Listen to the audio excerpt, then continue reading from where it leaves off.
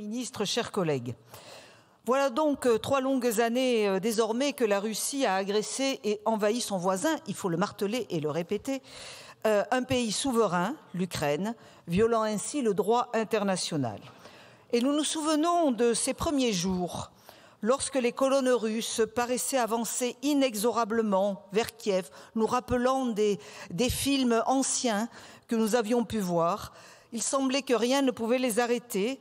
Et puis ensuite, ce fut Mariupol, Kharkiv, Donetsk, Odessa, les unes après les autres qui étaient ciblées. Vladimir Poutine pensait que ce qu'il nommait une opération spéciale ne devait durer que quelques jours ou semaines. La réalité fut tout autre.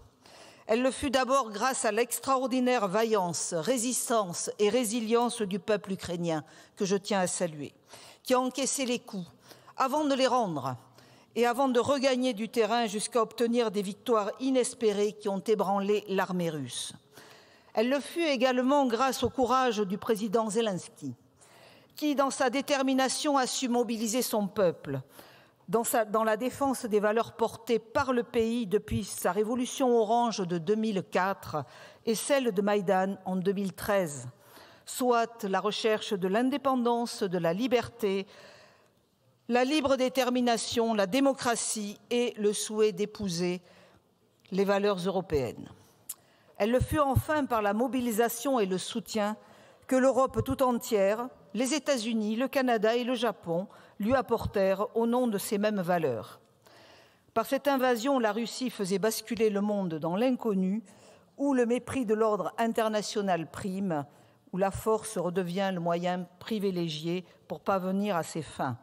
Bref, l'inverse de ce que les nations avaient patiemment bâti depuis la fin de la Seconde Guerre mondiale. Mais notre monde change vite, très vite.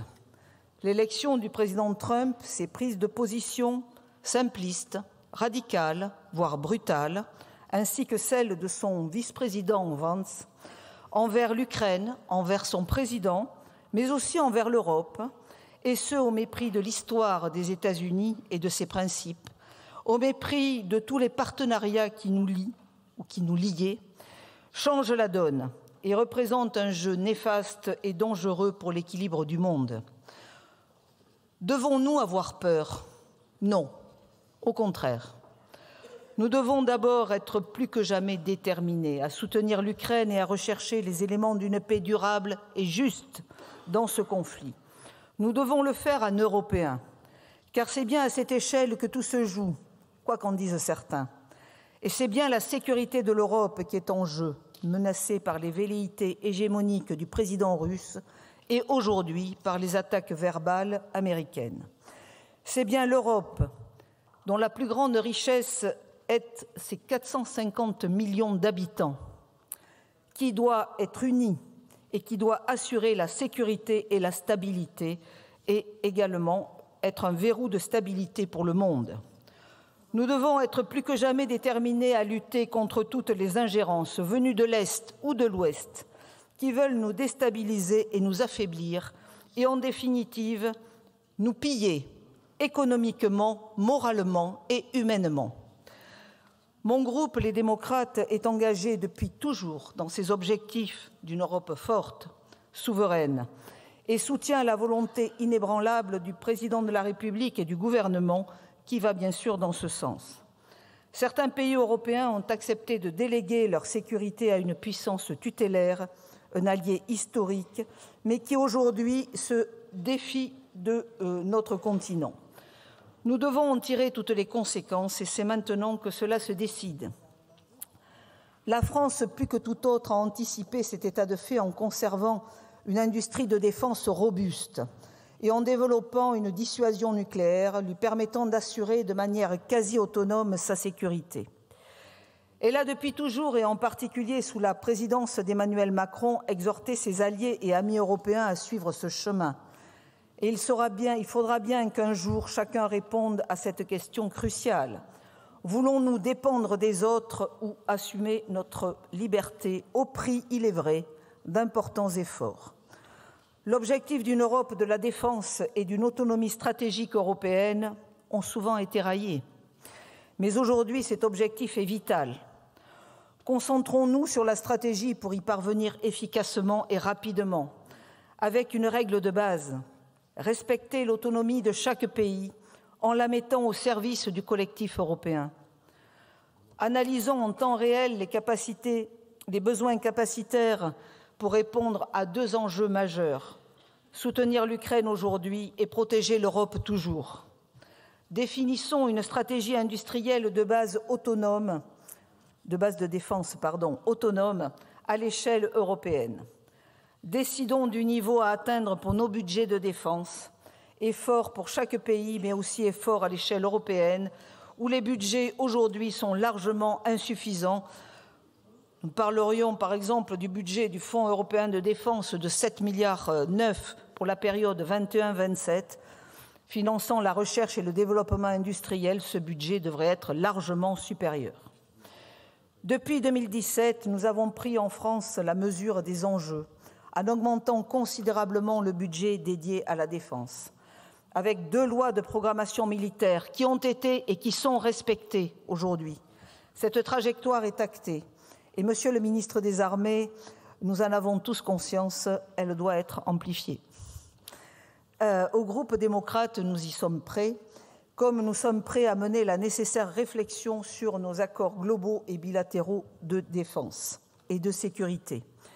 Nos partenariats doivent être renforcés pour que nous fassions émerger une véritable préférence européenne en matière de défense et une préférence européenne en matière d'achat de matériel.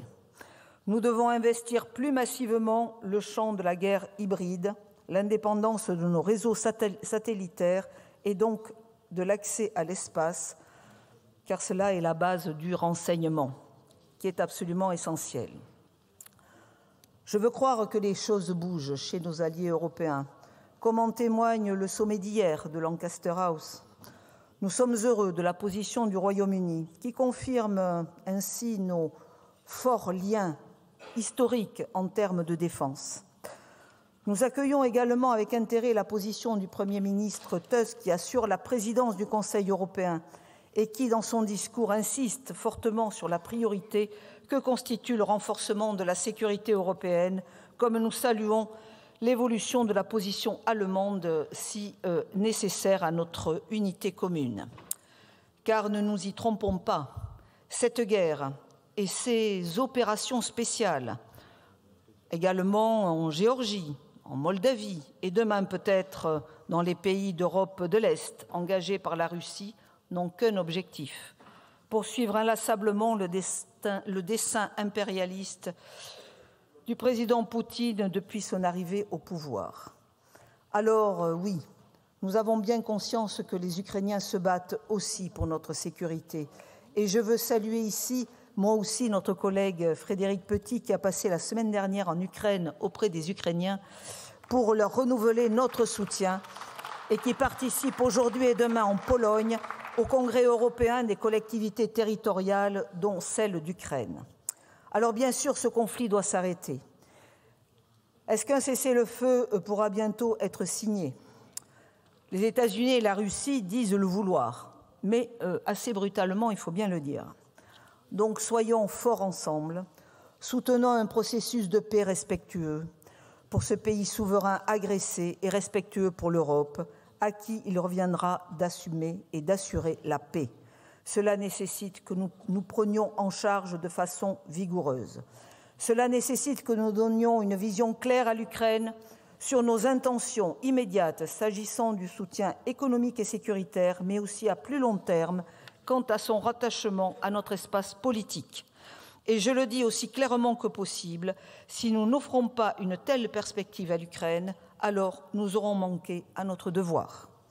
Celui de faire de l'Europe une ère de puissance démocratique dans le monde, de faire de l'Europe une puissance géopolitique qui entend gérer directement elle-même les affaires qui la concernent, de faire de l'Europe une puissance tout court, à même de protéger ses habitants et ses valeurs. Les destins de l'Ukraine et de l'Europe sont liés. Il faut accepter de voir ce que nous voyons, la fin d'un monde où le droit primait, où le règlement diplomatique et pacifique des différends était la norme.